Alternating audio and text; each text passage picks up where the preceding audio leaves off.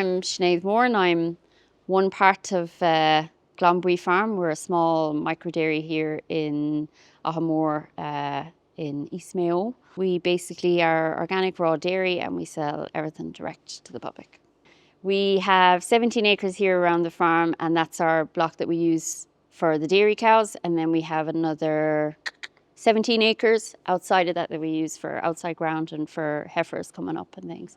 So we actually are milking just 11 cows this year on the 17 acres around the farm. We milk twice a day, mostly because one of our biggest issues with the once a day is the fantastic thing about our cows is they're great, they're traditional, they do really well off the semi-natural grassland, beautiful butter fats.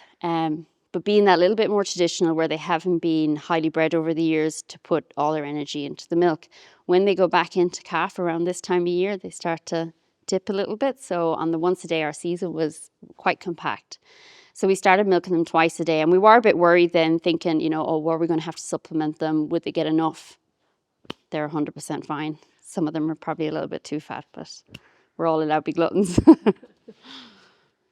Milk-wise, for sales, we bottle and process everything here on site, and then we actually have farm collections here at the weekend, so people come to us and they collect it out of our fridges.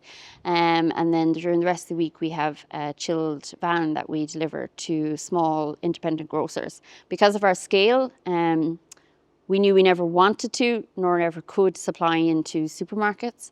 It's kind of not what we wanted to do. We didn't want to reduce our food sometimes to price, which is what happens with the supermarkets. So we choose to work with real small independent grocers who've all been here to the farm. They know the cows as well as we do. Every year they come out at the start of the season. So they're our next point to call, and they explain to the customer exactly how things work here.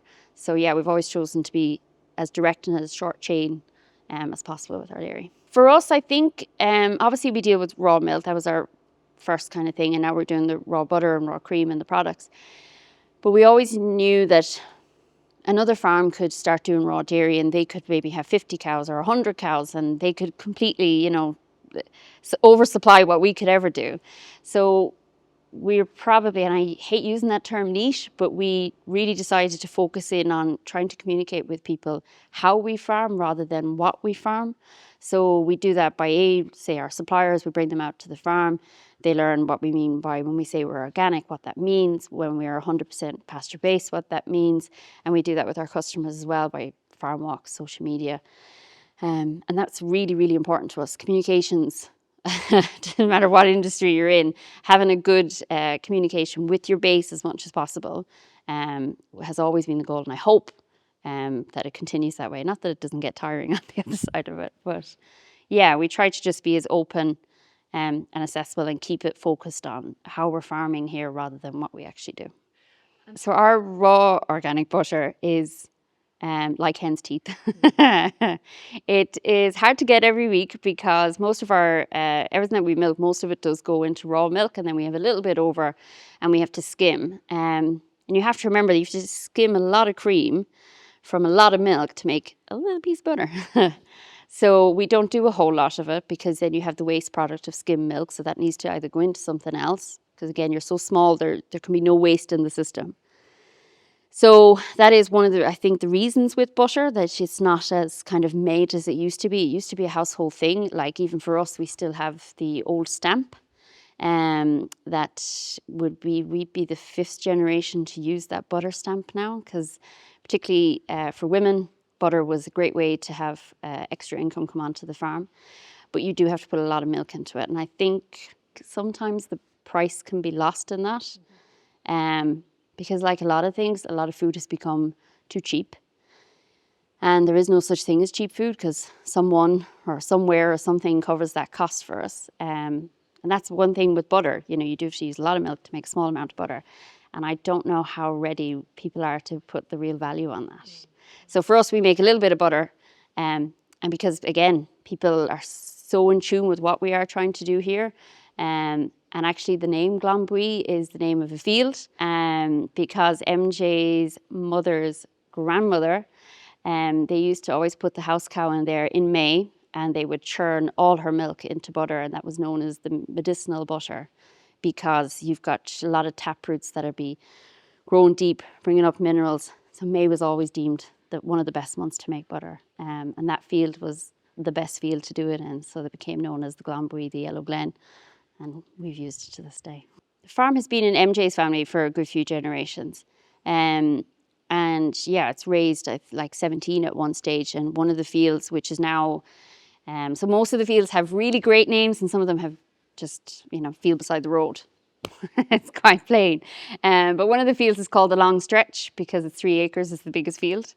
But that field actually used to grow oats and barley many, many moons ago. And when they stopped doing that because the price wasn't in it for them and the labour wasn't there anymore, they collected seeds heads from a lot of the meadows around and they reseeded. And that actually now is our biggest meadow every year. It's beautiful as a result of that. So they kind of re-established that semi-natural grassland.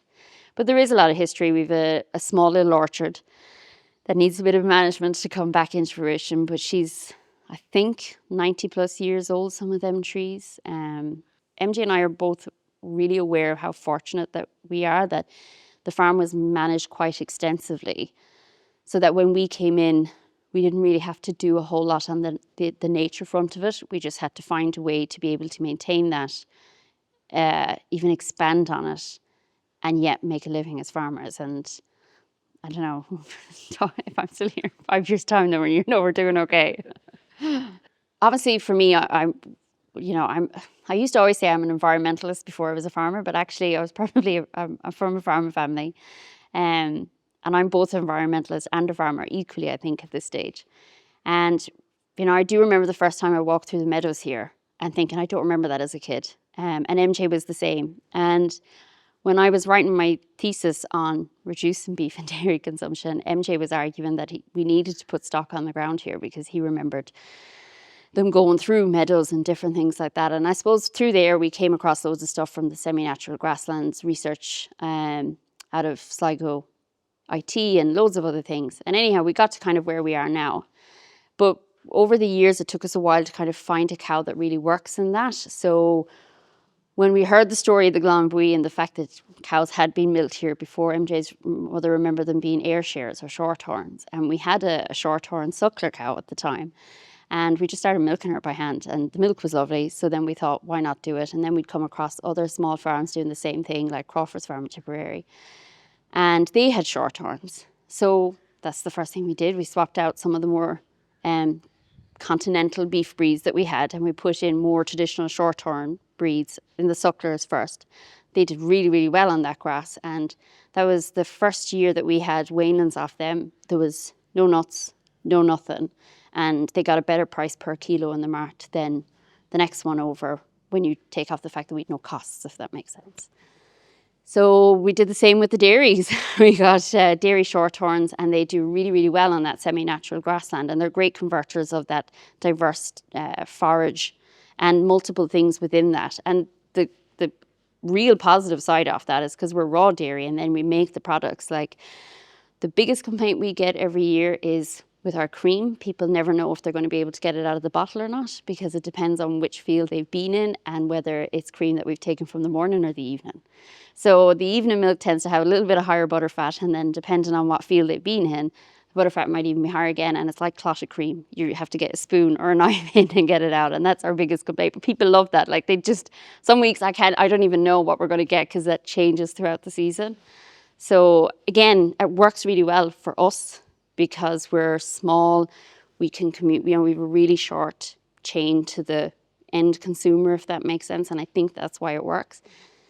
People always say, oh, could every farm do what you're doing? And I don't think every farm could do exactly what we're doing. But is there elements that we do here, like other farms do, that they could incorporate 100%? I think if other farms were to take things from us, the first point that we started from, MJ often references, is we wanted to kind of reduce the costs. So could we completely stop the inputs? And that really brought us to that 100% pasture-fed kind of idea and system. There is that. Except in diversity. Like, My number one thing is, even if farmers could allow more planting to thrive in your grassland, you will do better for it. In silage, the cows really love it. It comes black in the silage. It's really high protein. It can be up on 17 to 18% protein, which is the same as an average dairy nut. It's a natural anti-wormer. It's a natural antihistamine. It is a taproot. I could go on forever about planting. It was one of my favorite plants. But just accepting, sometimes deeming what we deem to be weeds, everything has a purpose. And I think if you could maybe start trying to figure out why that plant or weed is growing in that environment, that can kind of help you to think even differently about our system. Because at the minute, we're probably caught in a input-output, very linear way of thinking, and nature is complex. And that's hard to figure out. None of us have it the right way. We're all just taking it season to season. But the problem is, and I keep saying it, for a lot of farmers, we can't just expect farmers to change the way they farm without the processors in the middle accepting it and paying them better for what people say they want, which is better food, friendlier to nature, better for the environment. There's three elements to that all need to come together, because farmers can't do it on their own. It has to be particularly the processors in the middle, I think. Over the years, we would have, most of our sales would have been going direct into the shops. And we actually used to, well, one, we milked less cows. But as the demand has gone up every year for us, and I suppose because we're a very open farm, and it's word of mouth, you can never beat word of mouth. You know, someone says, oh, I collect milk off such and such, and then they hear it, and then they come down at the weekend. And now we're at the stage where we're kind of a good third of our weekly sales are going here out of the farm shop, which is fantastic, because people can come down, and generally try and graze the cows close enough so that they can see the cows, so they know literally where their milk is coming from. We have, the few calves that we keep on, we have them nearby. So we're trying to keep it as real, I suppose, for them. Which is also why they never see us, because we're always doing something else. So that is genuinely real life for a farmer. But yeah, it's fantastic to see. And I think it's funny, like the more people I talk to, I think people, whether consciously or subconsciously, are all feeling something, and they feel people are looking for change. And whether that's the small, changing like that, the coming to us and buying their milk and asking the questions, and we do get asked questions.